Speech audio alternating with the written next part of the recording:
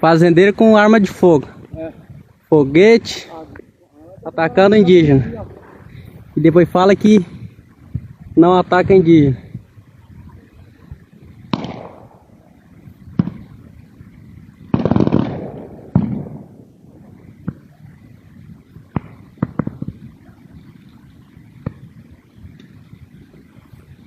Cheio, vem com a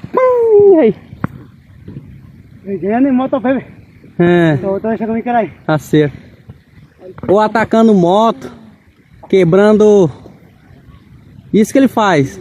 Ele chama o pistoleiro e vem jagunço. Ele fala que ele tá inseguro.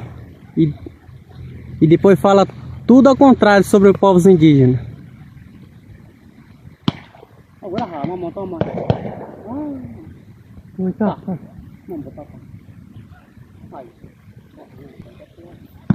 Vamos, Daniel, moto mesmo. Deixa eu botar fora.